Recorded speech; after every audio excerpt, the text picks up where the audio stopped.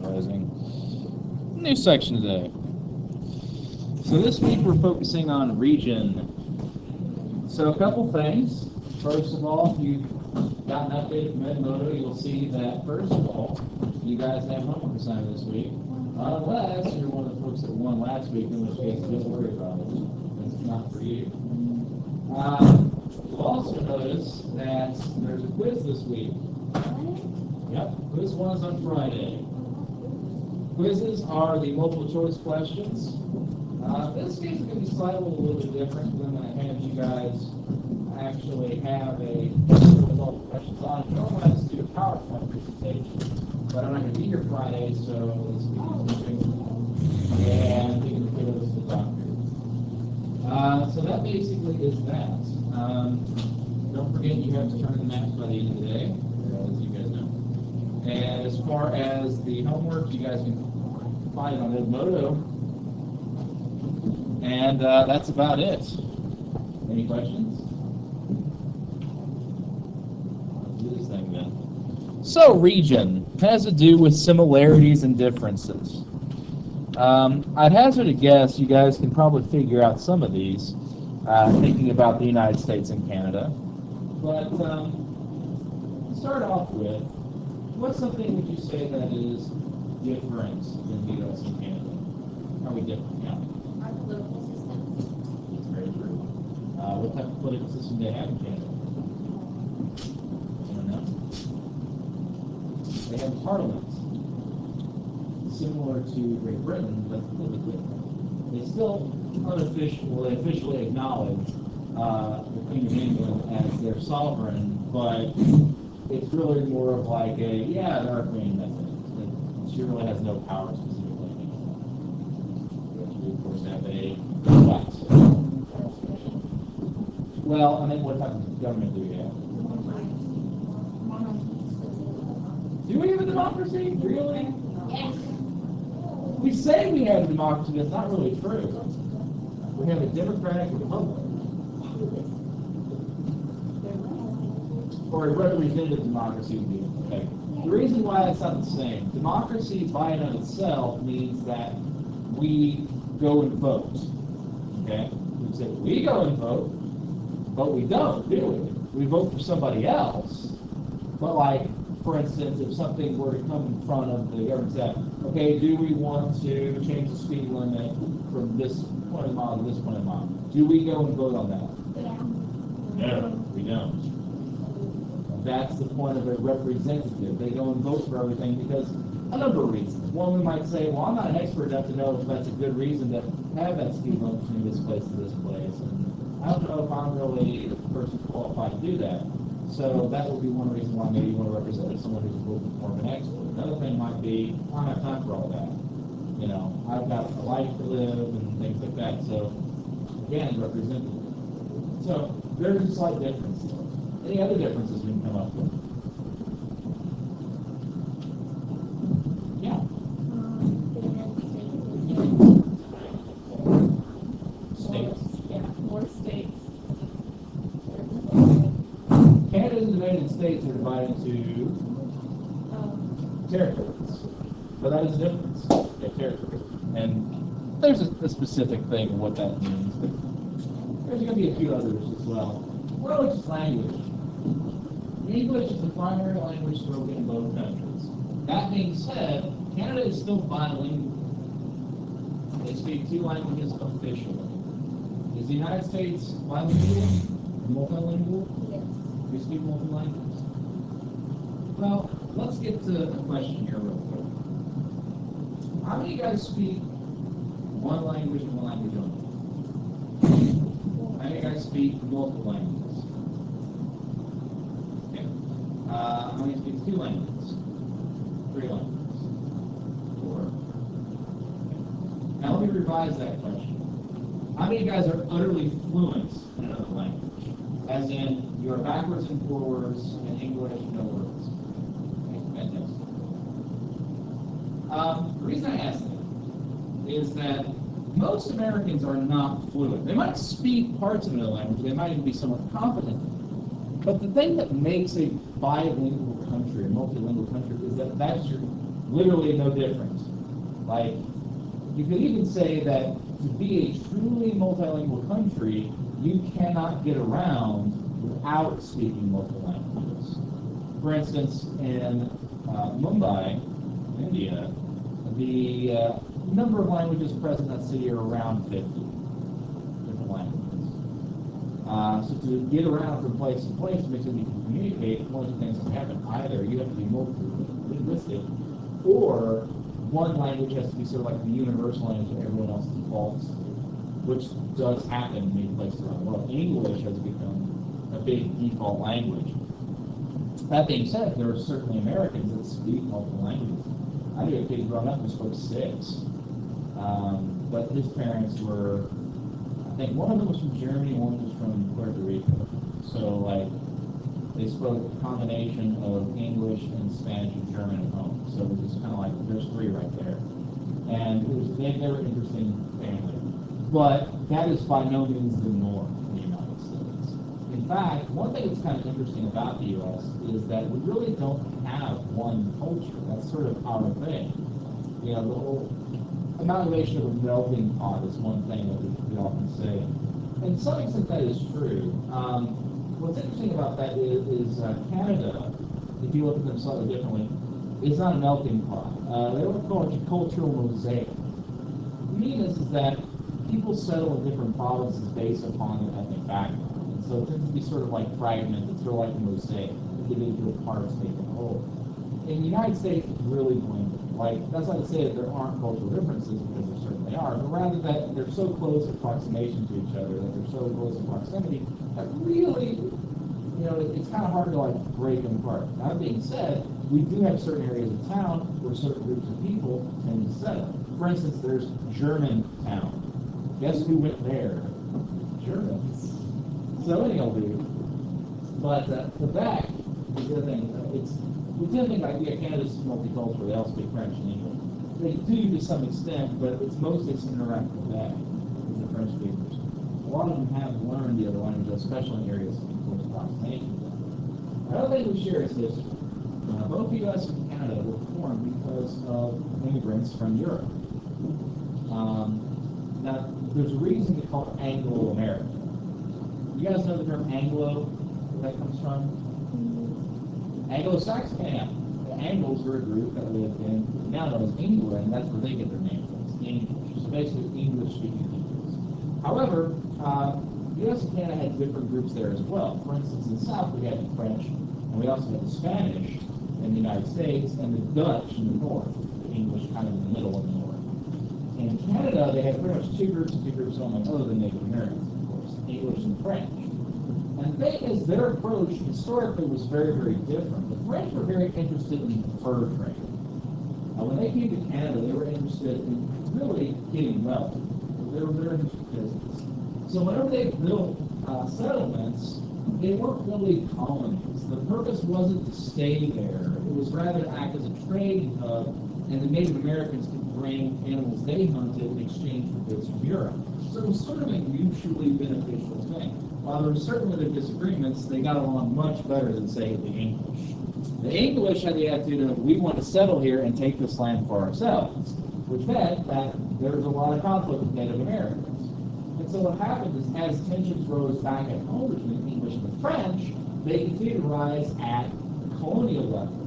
And so a war broke out between England and France, and in the colonies, we focused on who the French allies were.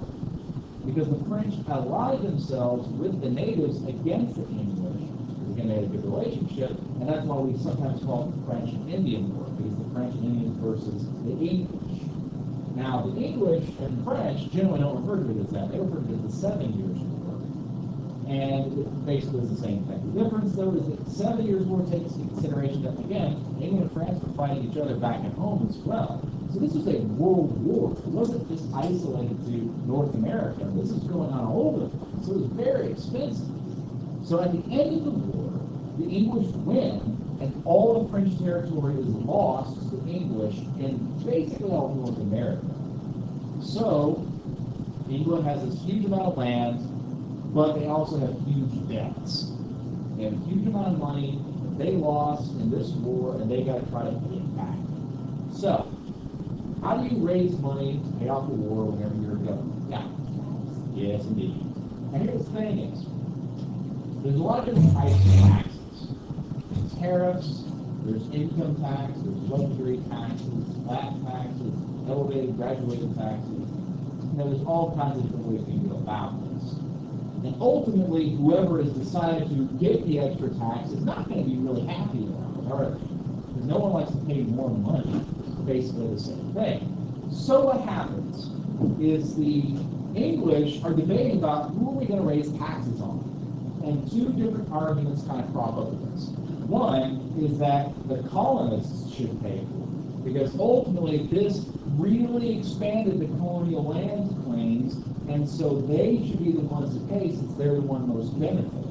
The other argument is that this is a French or British crown thing, and so the taxes should be raised on all subjects equally. In some cases, they have other schemes of making money, but those are generally the main ones.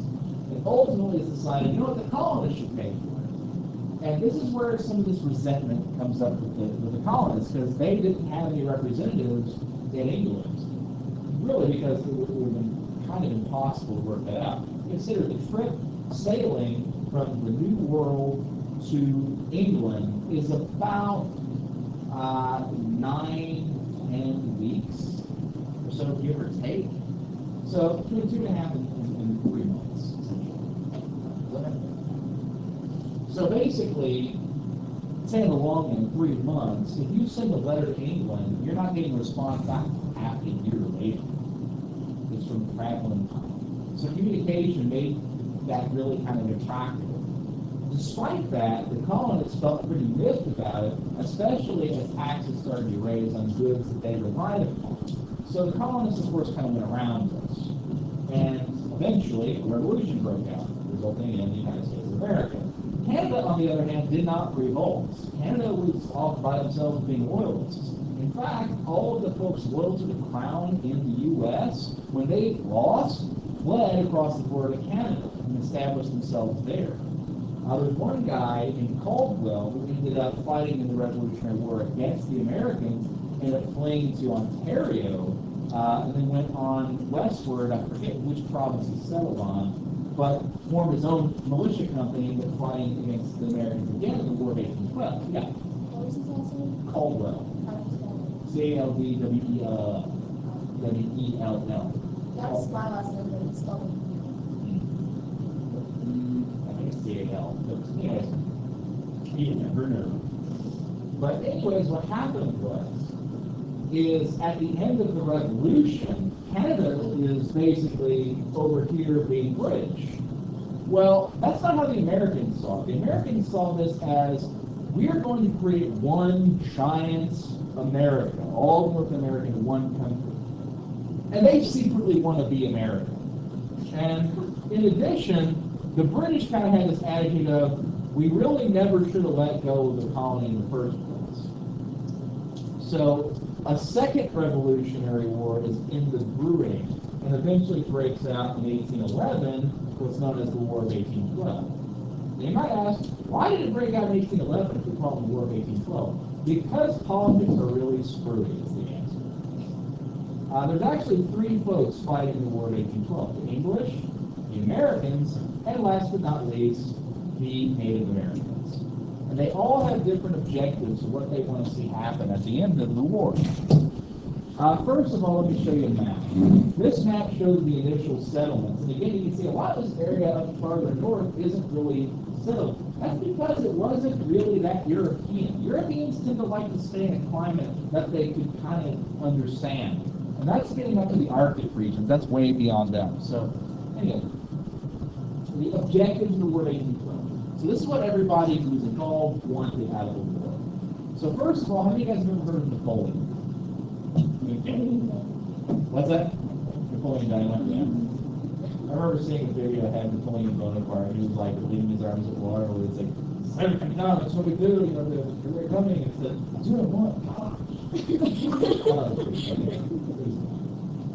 Anyway, so what happens is, Napoleon, in his entire empire, which basically stretches all of Europe, is fighting against the English. So the English are really desperate for men. Believe it or not, most of the British Army wasn't actually British. It was actually French and Scottish. I mean, not French, excuse me, Irish and Scottish. So these folks really needed people. So basically, they began a policy called impressment. At best, what it was is getting deserters back into the army. So, for instance, if someone said, screw this, I'm not going to be in the army anymore, and jumped ship and became a merchant instead, and the British found them and captured them, they would send them back to the military. At worst, it was basically enslavement, where the British would go and say, yep, you're British, you come along with us. The problem is, of course, none of these guys are British. There's a significant number of former Brits who are now Americans. So basically, it was enslavement of Americans to fight in the British Army. And of course, this slightly miffed the Americans. Furthermore, the British didn't really respect American sovereignty. They really, if they could have gotten away with it, would have liked to reassert control over the lost colonies. In addition, there was a really big threat that was the United States in terms of we're going to invade Canada. LOL. Hashtag swagger. Just jealous of my American swagger. So basically, to protect Canada from being invaded by the Americans is another objective. Now the U.S., they want to take over Canada. They made no mistake. That was kind of seen as a big excuse. In fact, there's a lot of American propaganda that the British subjects in Canada were just dying to be Americans, and that they were just holding out. And as soon as the American armies came across the border and started attacking the British, and they would rise up in revolution with their American brothers and join and join us, and that never happens. Remember, these guys are all loyalists. So they're like, the crazy Americans are coming, run! At best, or worse, at best, fighting against them. And let me tell you, communication was a major problem in the early campaigns of the War of 1812. And there's stories of guys shooting their own guys because of confusion, and then those guys shooting back, and the Americans being off having a picnic, all kinds of weird shenanigans going on because of miscommunication. Now the British, as they were pressing sailors, so number one, stop them from doing that. Number two, to liberate Canada, freedom, and then third, to stop the British from meddling in North America. They really wanted to establish North America as our turf, American turf. No one else is allowed in there. In fact, President Monroe actually issued a decree basically stating no other Europeans were allowed in North America. Of course, everyone just kind of laughed at that and ignored it because America didn't have any teeth to back it up with. And I'm talking at the time the British Navy had something like 27 warships. The Americans had 5. So it's not exactly like we can do anything about it, right? However, times have changed. Now, if you take the American Navy versus the American Navy today, not back then, but today, is 4 times larger than the entire Navy of every nation on Earth combined. Yeah, it's kind of ridiculous. But it's a different time. Anyway, so times have changed, right? Anyway, so the British meddling in North America stop it. The Native Americans, now they had their own objectives. They, if they could, would like to liberate the lands that lost to Americans, which is kind of obvious. The other major thing is to unify the warring tribes, to keep the tribes from splitting apart. And the kind of brainchild behind this was a man named Tecumseh, who was the closest ever in history to unifying all the tribes, which is no easy feat. They're constantly at war with each other, much less unifying against the British or the Americans. So, trying to unify all the tribes together is no easy task. And what happened in 1811 was, seeing that these tribes were starting to get together, the American government issued William Henry Harrison to take an army to go and basically go, hey, guys, you're not thinking about invading or doing anything crazy with your armies, are you? And basically try to talk peace. So they went to Prophetstown, marching north. While they were coming up, Tecumseh found out about it and said, okay, we don't have enough people really to successfully take this on. I'm going to go get more people so we can fight against them. And tells his brother, who's his second in command, look, be cool, just keep them here, and I'll be back. So as Tecumseh goes south to try to rally the tribes, his brother completely ignores him and instead orders an attack against the Americans. So in the middle of the night, this huge force of natives, outnumber the Americans 2.5 to 1. something like a 4-1 or something like that. They were heavily outnumbered. Attacks the Americans. The Americans are basically like completely screwed because not only is that, but they're in a really bad area and they're completely surrounded. So they're just getting hit from all sides on November 7th, 1811, the Battle of Tippecanoe. What happened, though, was the Americans put up such an aggressive defense that the natives retreated, and that broke their army. Even though they were winning, and technically, the Americans basically held out. And so it's like crap, crap, run away. And in response, retaliation, the Americans burned Prophetstown to the ground. So that was bad. Prophetstown was the town they were going to meet the natives at. And so basically when they were attacked, they're like, right, we're burning your village to the ground. And basically, that was a whole lot of animosity between the Americans and the natives. Tecumseh himself was eventually killed, I think, the Battle of Fallen Timbers. I could be wrong on that. What's that? Something like that. And that pretty much ended the native attempts to unify. Now, as far as the American and British lines, they got all screwed up. The British ended up burning Washington to the ground. We actually started. We burnt one of their towns to the ground. They responded by burning our capital to the ground. And all these other kinds of shenanigans. We took some territories in Canada. They took some in America. And basically, at the end of the war, we're like, can we just pretend this didn't happen? So basically, both sides said, whatever. The borders, cool, whatever. So in the end, when you look at the Battle of War of 1812, it was an utter disaster for everyone involved. So this question remains, to this day in history, who won? Who won the War of 1812? Well, to use the military example, who achieved their objectives? British. Did they keep Canada from being invaded by the United States? Yes, because we didn't take all the territory. You can argue that they succeeded because we didn't gain any territory in Canada. Did they reassert control of the lost colonies? No! Back to the Americans. Did we stop British attacks on American ships? Yes, but that doesn't really count because right after we declared, like right before we declared war, right, they issued all right, we're no longer going to impress your sailors. The thing is that the timing wasn't quite right. So it's like, we declare war on you. Well, we stopped taking your sailors. Yeah, that showed you. That doesn't count. Did they liberate Canada? Now, did they stop British meddling in North America? Yes, to an extent. You see, the British still had some territory. But by that point, they basically lost any and all influence. The major thing was the British had been supplying weapons and ammunition to the Native Americans, which they stopped doing after the War of 1812. So that's a yes. So the native tribes, did they liberate lost lands from Americans? That's a negative Ghost Rider. Did they unify the warring tribes? No. So really, when it looks down to from a certain point of view, the British won, the U.S. won, the natives lost. That's kind of how most historians look at it now. At best, you could call it a tie between the British and the English. At worst, everyone loses.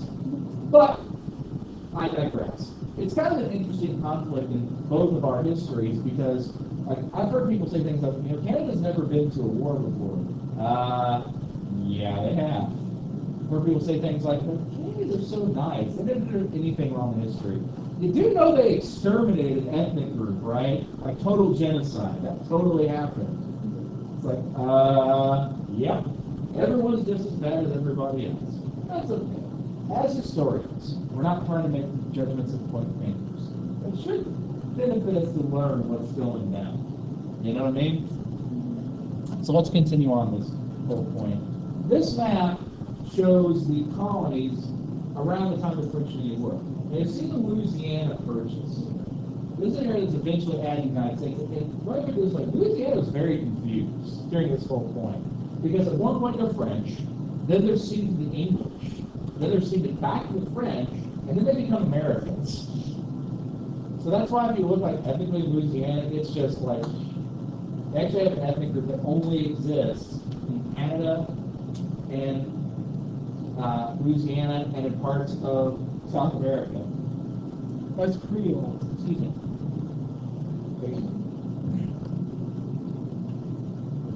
this, let me click, where'd you go? Boop. Hang on, any minute now. Is that going to show up?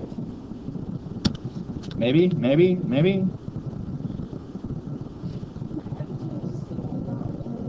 Yeah, I'm going to have to. This is a kind of a cool picture. Hang on. I don't want you to extend, I want you to duplicate. There we go. This is from the War of 1812 battle reenactment. Mississippi 1812, the largest 1812 battle reenactment in America. They're actually much bigger in Canada. It's kind of funny to me, actually. In Canada, they don't have a lot of people who want to play the Americans because they're the bad guys. And it's sort of like how at Revolutionary War reenactments, you have like a mountain of Americans, like 15 tiny force of British. It's like that but flipped. It's like you tell folks, like, you didn't go up there like as Americans and reenact Canada because apparently they love you. Because they need someone else to do bad guys. So, anyways. But the style of battle that's going on here is something that is often misunderstood amongst kind of the casual historian and things like that. Yeah. Americans do really? I mean, it did happen, sure. However, so did the British. Guerrilla warfare really came to its forefront during the Napoleonic Wars, the Spanish against Napoleon. And one of the misunderstandings that actually I was going to get into is that Americans hid behind trees while the British formed giant lines and just basically let themselves be shot. That's utterly not true. In fact, it was more common for American lines to meet British lines and duke it out. Now, the reason that seems really silly is you're basically standing on and getting shot at, you know. But that's not really kind of how it works. Battlefields are dynamic. There's actually different types of troops that did different types of actions. For instance, the guys in the back with the muskets, they're what you call infantry.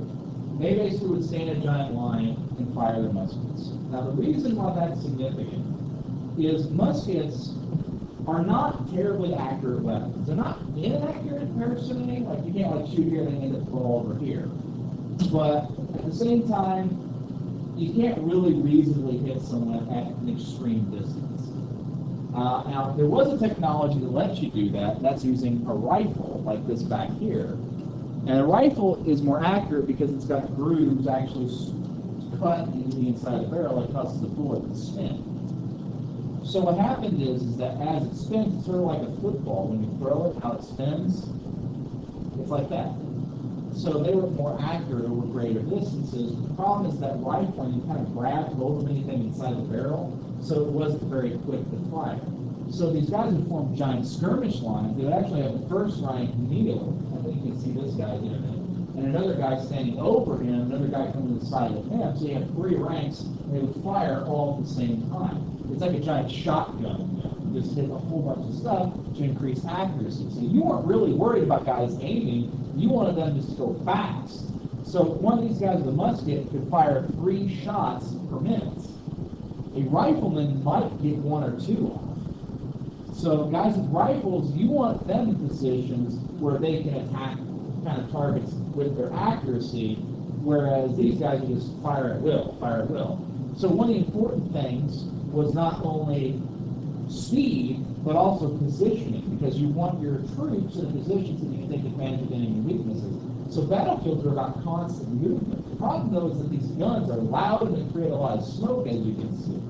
So drummers would play tunes on their drums to basically issue commands. So the captain of the company would say something like, you know, support arms, and they would beat a drum beat that everyone knows, okay, just said support arms, and it would reach out to everyone on the battlefield.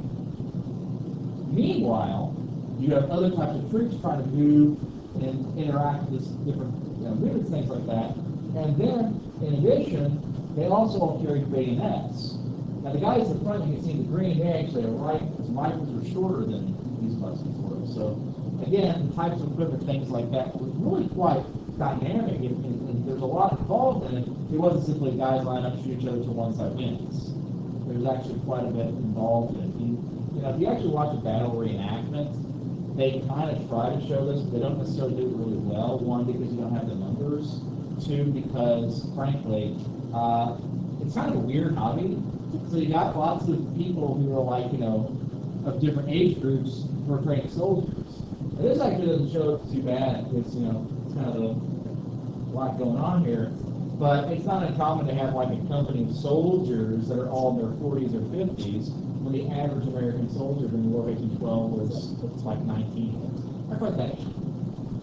One thing you also see a lot is like drummers that are boys. That was highly uncommon. The only reason that exists, when we have that idea that drummer boys existed, was because one, there's a song Little Drummer Boy, which doesn't even refer to military, and two, because in reenactments, to go on the field of battle, you have to be 18. But what about a kid whose parents do reenactment and really wants to participate, but can't carry a gun legally? They play a drum or fight, other types of things like that. So anyways, so all this stuff kind of worked like that. To give you another example is this picture, which shows the battlefield itself, or rather the camp at night. Now this isn't really looking really good here because of the thing. There's actually all these stars out, and all of those are tents. And somebody's got a modern Coleman lantern, something like bluish white light. But all the rest of them are lit up with candles and things like that. And it glows. It's pretty wild being out there because it is pretty much like it would have been. Now, most of these are actually not soldiers. Most of these folks are dressed as civilians, but you get the idea. But the campaigns really kind of changes as a country because from that point on, we start having a small international presence. Let's talk immigration for a second, North America. What's the most common ethnic group you see? What color is the most common? Lightish blue. Can anyone read what that says? It's German. There's a lot of Germans in America, or folks of German descent. In fact, whenever the revolution was over, we kind of went really anti-British in a lot of things. I think I told you guys that we almost picked German as our national language. Furthermore, like everything that was considered like British was no longer acceptable socially in America. In fact, one thing that's kind of interesting, the British did the same thing.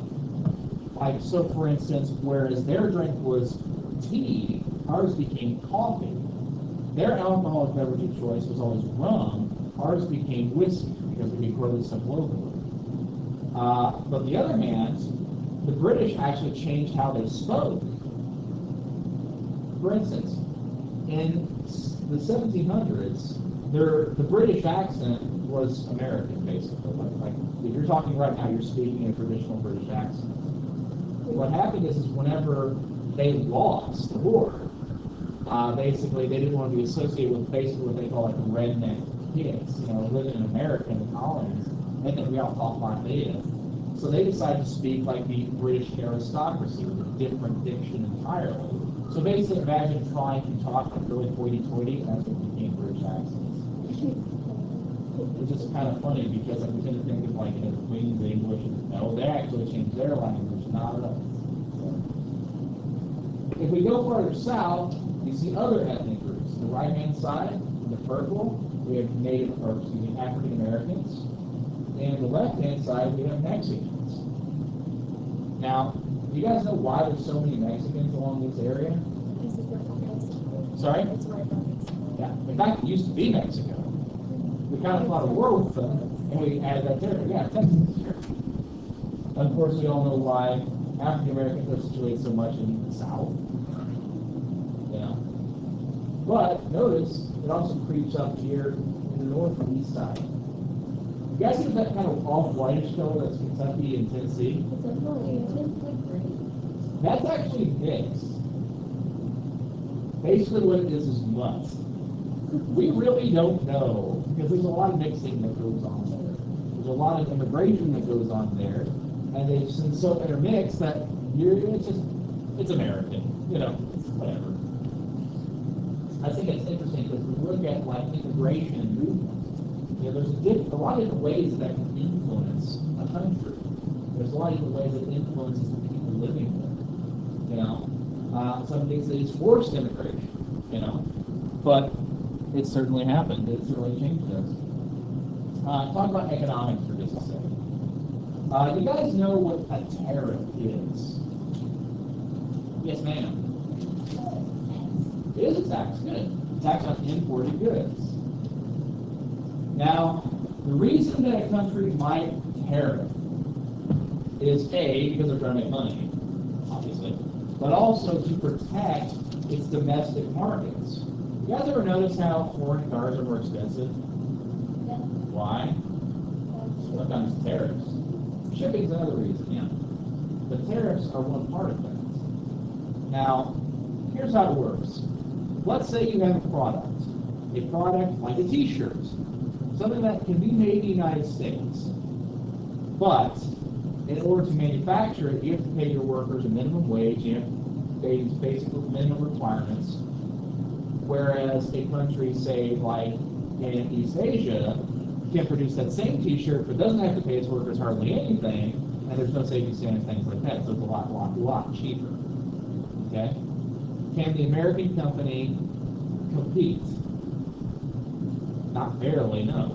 They need an advantage if they're going to make the difference. So a tariff can be used to have to forcibly raise the price of these imported shirts to more or less equal what the American shirts would be. So that's one way you can use a tariff. However, in 2009, the United States, Canada, and Mexico signed an agreement that's called NAFTA, the North American Free Trade Agreement. Free trade is the absence of all tariffs and any restrictions artificial to trade. So, for instance, between the U.S. and Canada, there are no tariffs.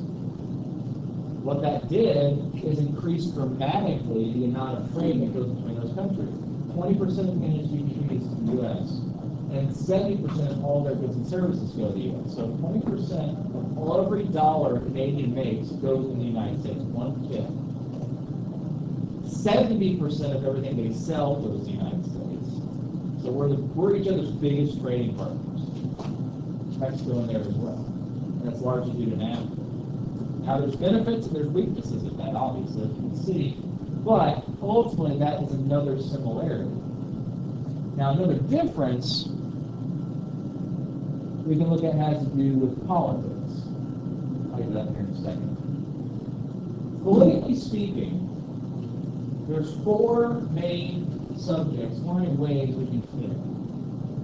Liberal, conservative, totalitarian, libertarian. Centrist kind of fits in the middle here. In fact, if we made a grid here, we could actually map out where everyone lies in terms of their political thinking. Now, to put this in perspective, liberal versus conservative basically has to do with how much involvement we want to be in terms of the, that's a poor example. Liberal versus conservative basically means old versus new. Conservative is more like traditional, more reserved. I don't want to do more on new ideas. Liberal tends to be more like, let's do new ideas. Totalitarian is very strong governments. Libertarian is getting towards almost no government. I say almost because on this political spectrum, anarchy doesn't exist because that's no government at all. So libertarian is be like, we don't want a strong government. Totalitarian ones, we want really strong government. So examples might include a totalitarian state like Nazi Germany, and a libertarian state would be something like one of the utopias during the Renaissance. Liberal tends to do things that are more along the lines of like social standing and a lot more social programs. So like far left might be something like a communist state, and a far right state might be something like where there is very little individual controls and that sort of thing. So basically the movements is what I'm getting to. And centers, of course, is there somewhere in the middle. Now, the United States tends to be more conservative. The Canadian state politically is more liberal. Like even what they consider their conservative political party is more liberal than our liberal party. So they have very different mindsets about things. For instance, the best way to describe this is American individualism. We tend to have the attitude of it's us for ourselves, all men for themselves.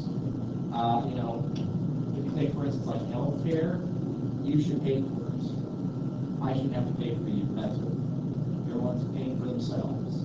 Whereas in Canada, it's taken care of by the government. Everyone pays for everyone else. So that's kind of a different way of looking at it. Does that make sense? And really, this comes from an entirely different mindset. Americans tend to have the idea from the beginning of, hey, we're settlers in crazy places. We're risking our very lives for the reward that will come from it. So very much is this, pick yourself up by your bootstraps and let yourself off and go do the hard work and hopefully benefit from the rewards of that. Canadians have more of it's all of us together as a society. It's the society's benefit, the needs of the many outweigh the needs of the few. Third mindset. We're going to stop there. We'll continue this discussion tomorrow.